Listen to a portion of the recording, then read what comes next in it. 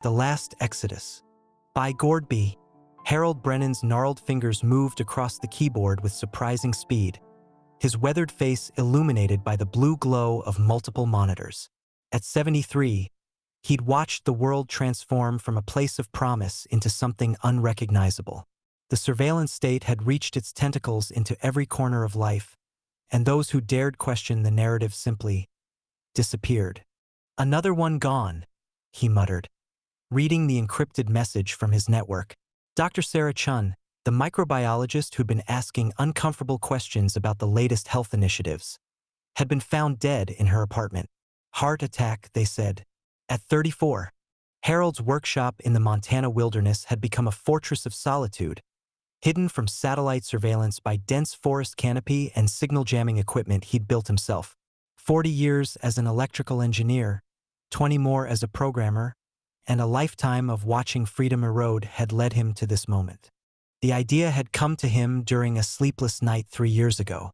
If they couldn't fix this timeline, why not start over? He'd spent months researching, calculating, designing. The physics were sound, theoretically. Time travel wasn't impossible, just incredibly dangerous and requiring massive amounts of energy. His fingers found the familiar path to the dark web forum he'd created. The Last Freedom.onion. 500 members now, each carefully vetted, each sharing his desperation and his vision. Tonight's message was simple. The prototype works. We have 18 months to prepare. Are you ready to leave everything behind? The responses came quickly. Dr. Marcus Webb, former NASA engineer, now hiding in Alaska after his seditious research into clean energy was suppressed.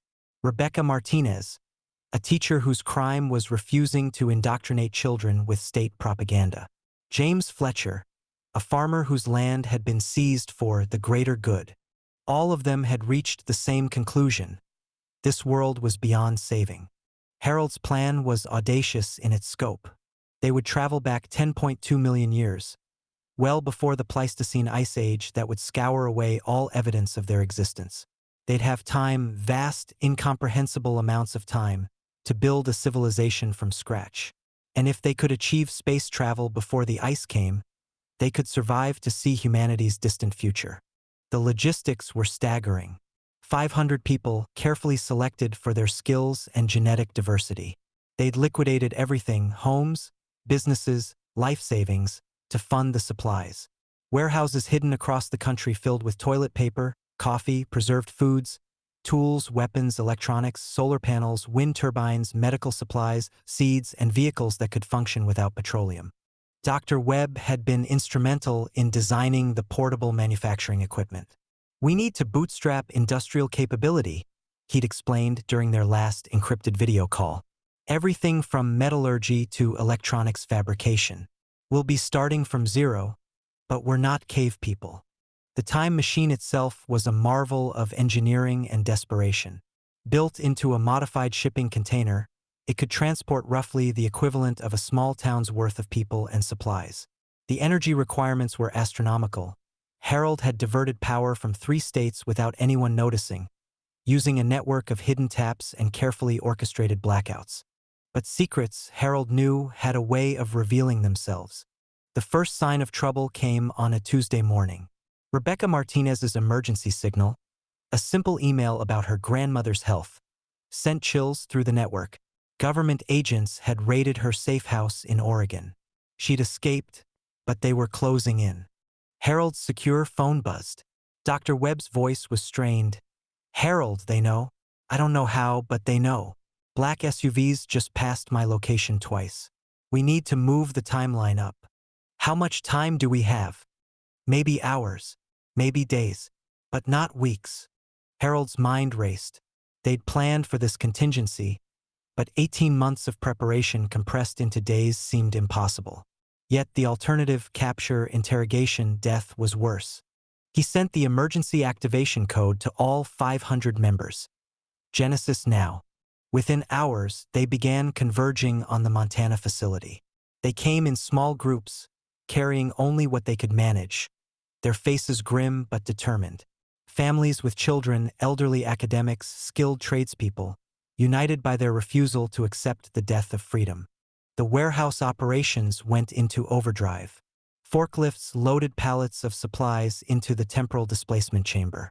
Electric golf carts were dismantled and packed with military precision. Solar panels, wind turbines, and battery banks were secured alongside cases of ammunition and medical equipment. Dr. Chen's sister, Lisa, arrived with tears streaming down her face. "Sarah would have wanted this," she whispered to Harold. "She believed in what you're doing." As the third day dawned, Harold's perimeter sensors detected the approach of government vehicles. Unmarked vans, helicopters in the distance, the coordinated movement of trained operatives. "They're here," Marcus announced, monitoring the surveillance feeds. "Multiple approaches, at least 50 agents. Professional." Harold looked at the assembled group. 468 people had made it, including 32 children. Not the full complement they'd planned for, but enough. The temporal chamber was loaded with supplies to last them through the crucial first years. "Listen carefully," Harold addressed the group over the intercom. "We have perhaps 20 minutes before they breach the outer defenses. The transition will be disorienting. When you wake up, you'll be in a world 10 million years in the past. The air will be clean, the water pure, and the land free. But it will be dangerous in ways we can't imagine." He paused, seeing fear and determination in equal measure on the faces before him. "Some of you are having second thoughts. I understand. But remember why we're here. Remember Sarah Chun. Remember the friends who've disappeared. Remember the children who'll grow up never knowing what freedom felt like." Outside, the sound of approaching helicopters grew louder. "Dr. Webb, initiate the temporal field. Everyone else, take your positions." The machine hummed to life, its exotic matter core beginning to warp spacetime around them. Harold felt the familiar sensation of reality bending, the universe reshaping itself according to equations he'd spent years perfecting. Through the reinforced windows, he saw the first government agents reaching the compound perimeter. They moved with purpose, but they were too late. "Displacement in 10 seconds, Dr. Webb announced. Harold closed his eyes, thinking of the world they were leaving behind. A world of surveillance and oppression, of disappeared scientists and silenced voices. And then he thought of what lay ahead. 10.2 million years of possibility, of building something better from the ground up. The temporal field reached critical resonance. Reality twisted, folded, and Harold opened his eyes to a world of endless green forests, clean rivers, and air so pure it made his lungs ache. In the distance, creatures that had been extinct for millions of years grazed peacefully. The sun seemed brighter, the sky more blue. Behind him, 467 other souls began to stir, waking to their new world. They had supplies to last 5 years, knowledge to build a civilization, and 10.2 million years to prepare for humanity's return. The last exodus had begun. As Harold stepped out of the temporal chamber onto virgin soil, he whispered a promise to the future. "We won't make the same mistakes twice." The government agents, storming an empty compound in 2024, would find only abandoned equipment and a note.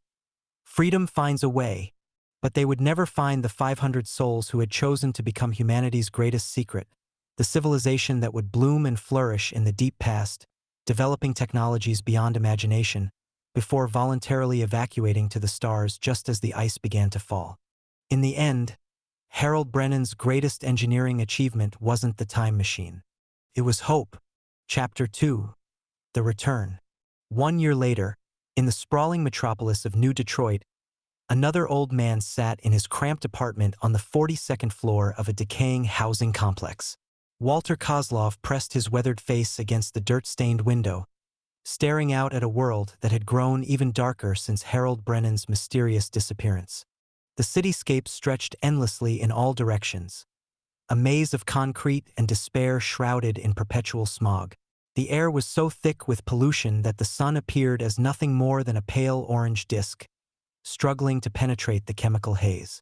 Below, the streets teemed with the desperate and the downtrodden, their faces hidden behind mandatory filtration masks as they navigated between government checkpoints. Crime had reached epidemic proportions. The nightly curfew sirens would begin their wail in just 2 hours, after which anyone caught outside would be detained indefinitely.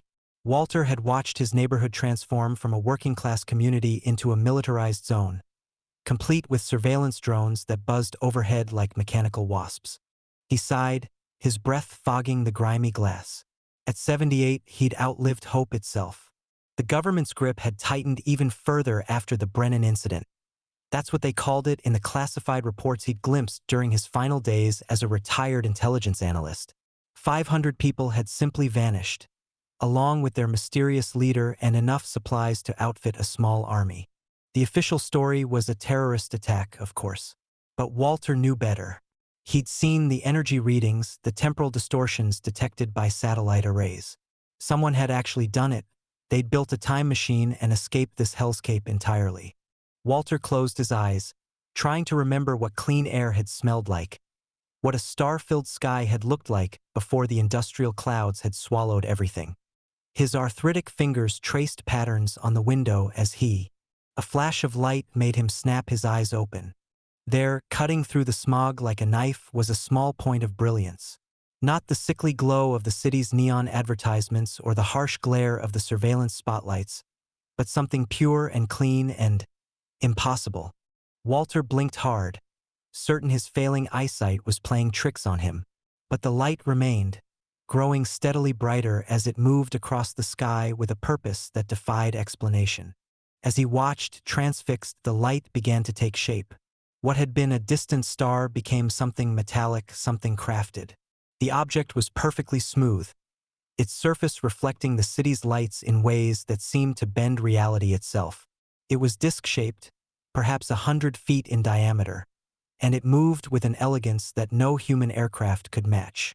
"Jesus Christ," Walter whispered, his voice hoarse from disuse. The craft streaked across the sky, leaving no trail, making no sound. It moved over the city's edge and disappeared beyond the horizon, leaving Walter staring at empty air. Then another light appeared, and another. Within minutes, the sky was alive with them. Dozens of the impossible craft, each one moving with the same fluid grace, each one ignoring the laws of physics that Walter had spent his career studying. They came from every direction, converging on the city like fireflies drawn to a dying flame. The sirens started almost immediately, not the usual curfew warnings, but the deep, bone-shaking blasts of the emergency broadcast system. The sound that meant invasion, catastrophe, the end of everything. Walter pressed himself against the window, watching as the craft arranged themselves in perfect formation above the city. They hung there, motionless, their surfaces pulsing with an inner light that seemed to cleanse the very air around them. Then, without warning, every light in the city went out. The apartment plunged into absolute darkness. The constant hum of electricity, the background noise of a million electronic devices, the ever-present glow of the city, all of it vanished in an instant. For the first time in decades, Walter could see stars through the momentarily clear air. The silence was profound, almost sacred. No traffic, no machinery, no human voices. Just the distant sound of wind and the beating of his own heart. The darkness lasted only moments, but it felt like a lifetime. Then, as suddenly as it had disappeared, the power returned. Lights flickered back to life, air conditioning units hummed back to awareness, and the city's electronic heartbeat resumed its steady rhythm. But something had changed. Every television screen in the apartment complex flickered to life simultaneously. Every radio crackled with the same signal. The emergency broadcast system, the news networks, the entertainment channels, all of them displayed the same thing. Static. Pure, white static filled every screen, while a similar sound washed over every speaker. The noise was hypnotic, almost musical, as if the universe itself was trying to remember how to speak. Then, cutting through the static like a voice from heaven, came words that would change everything. "People of Earth, people of Earth, we greet you. We have returned." The voice was human, but somehow more than human. It carried authority, wisdom, and something else. A deep, abiding love that Walter hadn't heard in any human voice for decades. The screens went dark. The radios fell silent. The craft in the sky pulsed once, brilliantly, and then they too were gone, leaving only the ordinary chaos of a dying world. Walter stood in his dark apartment, trembling. His analytical mind raced through possibilities, explanations, rational thoughts. But in his heart, he knew the truth. They hadn't abandoned humanity after all. They had returned to save it. Outside his window, the city continued its descent into madness, unaware that its salvation had just announced itself from the stars. But Walter Kozlov, former intelligence analyst and last keeper of uncomfortable truths, smiled for the first time in years. Harold Brennan had kept his promise. 10 million years of preparation, of building, of becoming something greater than what they'd left behind. It had all led to this moment. The last exodus had become the first return. And Walter knew with absolute certainty that everything was about to change. An hour passed in suffocating silence. Walter remained at his window, watching the city's pulse return to its sick rhythm. The emergency vehicles had positioned themselves at every major intersection, their red and blue lights painting the smog-filled streets in harsh, violent colors. He could see the riot squads assembling, black-clad figures with their shields and batons, their faces hidden behind tactical masks that made them look more machine than human. Then the television crackled back to life. A stern-faced woman in a government uniform appeared on screen, her gray hair pulled back in a severe bun, her eyes cold and calculating. Director Sarah Morrison of the Department of Public Information, Walter recognized her from the countless press conferences where truth went to die. "Citizens," she began, her voice carrying the practiced authority of someone who had spent years perfecting the art of deception. "The phenomenon we all witnessed tonight was a hoax perpetrated by a person or persons unknown. Let me make myself perfectly clear." Her voice droned on, weaving the same tired web of lies that had become the government's stock response to anything they couldn't control or explain. Walter had heard it all before: domestic terrorists, foreign interference, mass hallucination caused by atmospheric disturbances, anything but the truth. Sophisticated projection technology designed to create panic and undermine public confidence in your elected officials. We have identified several suspects and are conducting raids at this very moment. The so-called message was nothing more than a coordinated cyber attack on our emergency broadcast systems.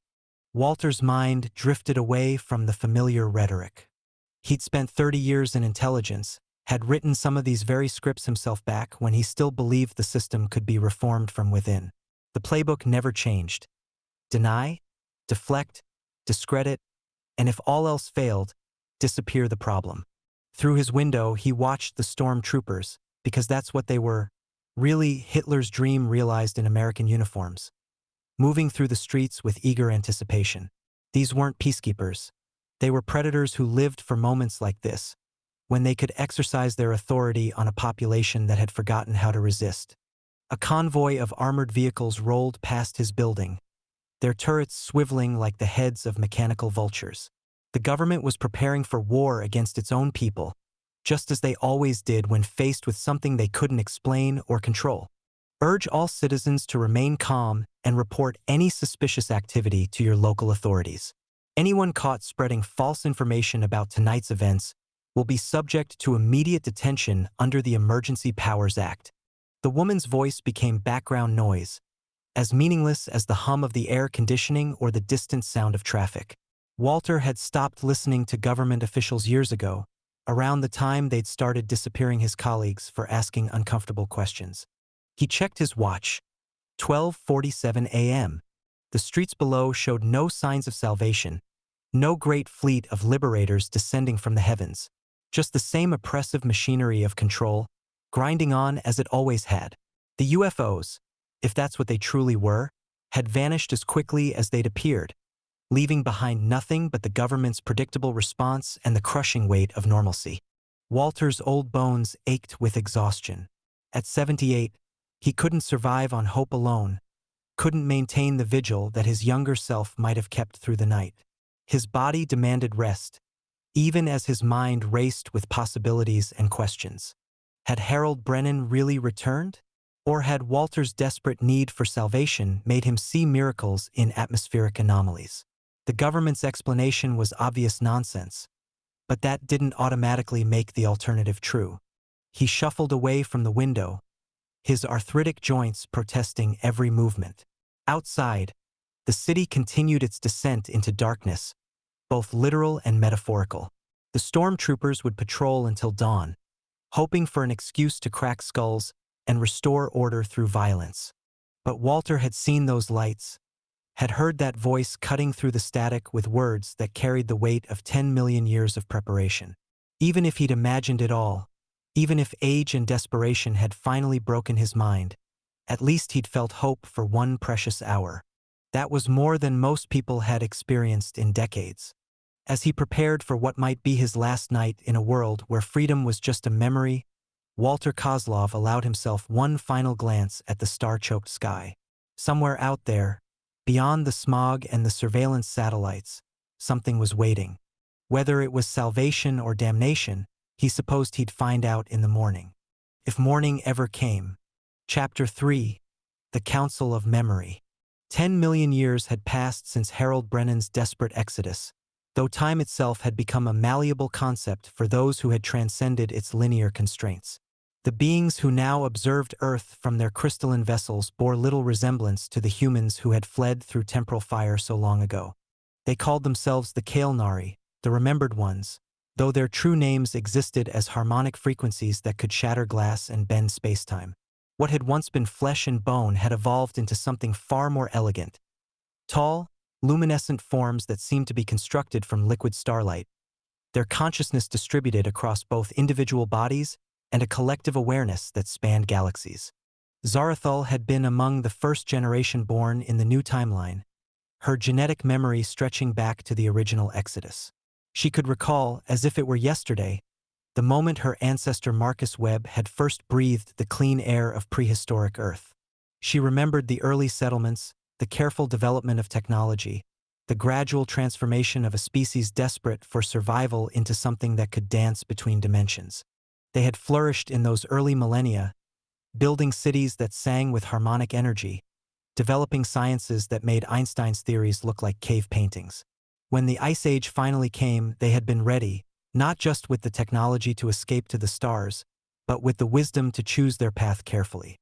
For 8 million years, they had dwelt on Velterra, a world they had shaped to their needs, watching humanity's slow evolution from their temporal exile. They had seen the rise and fall of civilizations, the birth of art and science, the gradual descent into the darkness that now consumed the Earth of 2025. Now, in the crystalline chambers of their flagship, the Council of Memory debated their greatest challenge yet: how to save a species that had forgotten how to recognize salvation. The genetic degradation is accelerating, reported Keth Moran, whose form rippled with data streams visible as cascading light. The pollutants have altered their neural chemistry. They are chemically incapable of rational thought under stress. Worse than that, added Valendra, her consciousness briefly merging with the ship's vast databases. The government we observed, it's not incompetent. It's deliberately cultivating this fear response. They've weaponized terror itself. Zarathul extended her awareness, feeling the psychic miasma that surrounded Earth like a diseased aura. They attack what they don't understand. They fear what they cannot control. We appear to them, and they will respond with violence. The council fell silent, their collective consciousness processing 10 million years of accumulated wisdom. They had anticipated this problem, had run countless simulations. Direct contact would trigger a military response that could devastate the planet. The humans' primitive weapons were laughably inadequate against Kael'nari technology. But the psychological trauma of open contact might shatter what remained of human civilization. The old protocols, suggested Morthek, the eldest among them, whose memories stretched back to Harold Brennan himself. Our ancestors faced similar choices when they first made contact with the indigenous species of Velterra. Gradual introduction, careful selection of intermediaries. But who? Zarathul's form pulsed with frustration. The leaders are corrupt beyond redemption. The young have been programmed to accept only official narratives. The scientists are either dead or controlled. The answer came from an unexpected source. Linshera, barely past her first century, had been monitoring the electromagnetic spectrum around Earth's population centers. There, she said, projecting her findings into the collective consciousness. Building 7, Section 42, Apartment 4207, New Detroit Complex. The council shared her perception. Walter Kozlov, sitting alone in his decrepit apartment, staring at the stars through a grimy window. His mind, worn by age and disappointment, nevertheless maintained something the others had lost: the ability to question, to doubt, to consider possibilities beyond the accepted reality. His neural patterns are unusual, Lynn Shera continued. The standard conditioning protocols appear to have been less effective on him. Look at his response to our earlier manifestation. They reviewed the memory. Walter's wonder rather than terror, his analytical mind attempting to process the impossible rather than simply rejecting it. Most importantly, his connection to the Brennan incident. He alone among Earth's population understood what had truly happened a year ago. He's old, Keth Moran observed. Dying. Even if contact succeeds, he has perhaps a decade of useful life remaining. Which is why he's perfect, Zarathul realized. He has nothing left to lose. The government's threats hold no power over someone who has already surrendered hope. Morthek's ancient consciousness stirred with approval. I remember Walter's ancestor, Dr. Elena Kozlov. She was among the 500 who chose exile over submission. Her descendant carries the same spark of defiance. The council reached consensus with the fluid grace of beings who had transcended individual ego. Walter Kozlov would be their first contact, their bridge between the world that was and the world that could be. But the approach would require delicacy beyond anything they had attempted. They would need to pierce the veil of despair that surrounded him, to awaken the part of his mind that could still hope, still believe in the possibility of change. Begin with dreams, Zarathul suggested. Subtle at first. Let him believe they are his own thoughts, his own memories awakening.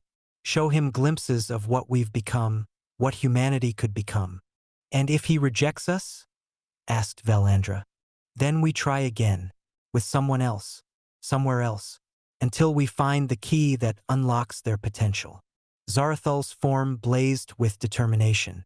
Our ancestors didn't flee to the past to abandon their species. They went to prepare for this moment, when humanity would need salvation not from its enemies, but from itself. The crystalline ship adjusted its position in the quantum foam that surrounded Earth, invisible to primitive sensors but perfectly positioned to begin the most delicate operation in galactic history. The resurrection of hope in a species that had forgotten how to dream. Below them, Walter Kozlov slept fitfully, unaware that his dreams were about to become the doorway to humanity's future. Chapter 4. The Dreams of Memory. Walter's first dream came softly, like morning mist seeping through the cracks of his consciousness. He was standing in a forest, not the poisoned wastelands that surrounded New Detroit, but a forest from before the Great Dying. The trees stretched impossibly high, their leaves rustling with a sound like distant music. The air was clean, so clean it made his dream lungs ache with forgotten pleasure. Sunlight filtered through the canopy in golden shafts, and he could hear water running somewhere nearby. A woman approached through the trees. She was young, perhaps 30, with dark hair and intelligent eyes that seemed familiar. She wore simple clothes, practical but clean, and carried herself with the confidence of someone who had never known fear. Grandfather, she said, though Walter had never had children, never had grandchildren. You remember this place? I've never been here, Walter replied, but even as he spoke, he knew it wasn't true. Somewhere in his bones, in the deepest recesses of his genetic memory, he did remember this place. You have, the woman insisted gently. Your great-great-grandmother Elena stood in this exact spot. She helped plant these trees. She breathed this air when it was new. Elena. The name stirred something in Walter's sleeping mind. His babushka had told him stories about Elena. Brilliant Elena who had vanished during the Great Troubles, who had been working on something important before she disappeared. She was one of the 500, Walter whispered, the knowledge flowing into his dream like water into a dry riverbed. The woman smiled, and her face seemed to shimmer, as if she were made of light barely contained in human form. She was, and through her you carry their memory, their hope, their purpose. The dream faded, leaving Walter with the phantom taste of clean air and the echo of a name, Elena. The second dream came 3 nights later, more vivid than the first. Walter found himself in a vast library, its shelves stretching up into darkness. But these weren't books, they were something else entirely. Crystalline structures that pulsed with inner light, each one containing what felt like entire universes of knowledge. A figure moved between the shelves, tall and graceful, glowing with the same soft radiance as the crystals. It was humanoid but stretched, elongated, as if humanity had been refined into something more elegant. When it turned to face him, Walter saw eyes that held the depth of stars. "Knowledge," the being said, its voice like wind chimes in a gentle breeze. "All the knowledge they accumulated, all the wisdom they gained. 10 million years of learning, of growing, of becoming." "Who are you?" Walter asked, though part of him already knew. "We are what they became, what you could become, what your species was meant to become before fear took root in their hearts." The being gestured to the crystals around them. "Science without warfare, art without propaganda, philosophy without oppression. This is what Elena's people built. This is what they preserved." Walter reached out to touch one of the crystals, and suddenly his mind was flooded with images.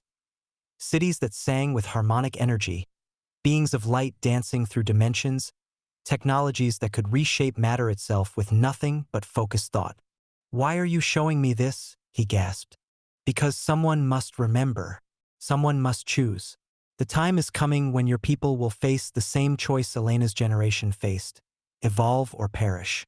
But this time they won't be alone."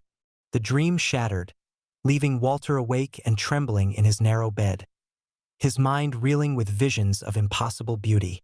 The third dream came a week later, and it was darker. Walter stood in a cemetery, but not one for the dead. This was where hope went to die. Row upon row of headstones stretched into the distance, each one marking another freedom lost, another truth buried, another voice silenced. He could read the inscriptions: "Free speech, died 2019, due process, died 2021, privacy, died 2023.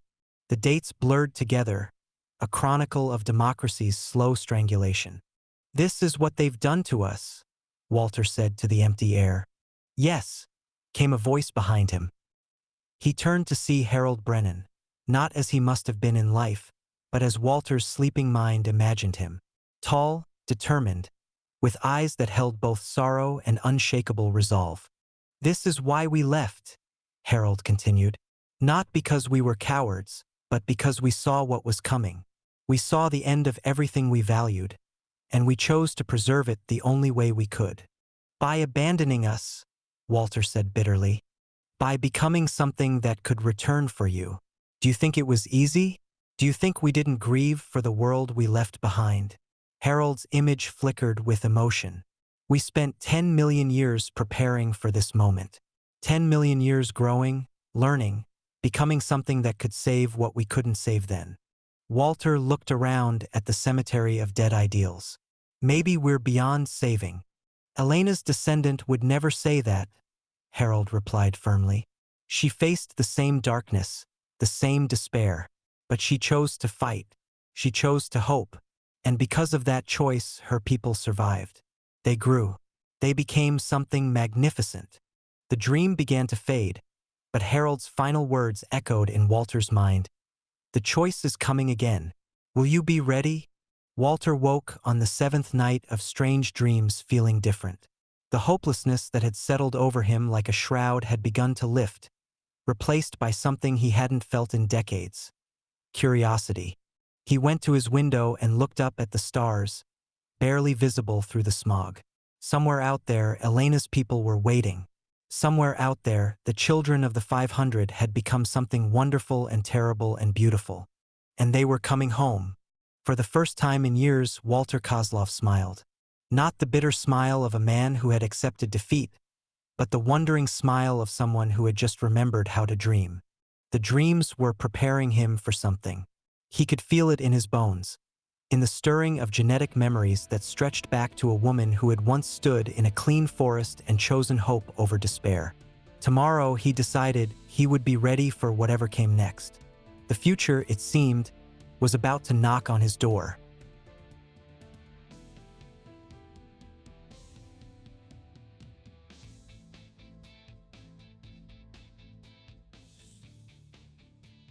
End of episode 1 of The Exodus by Gord B.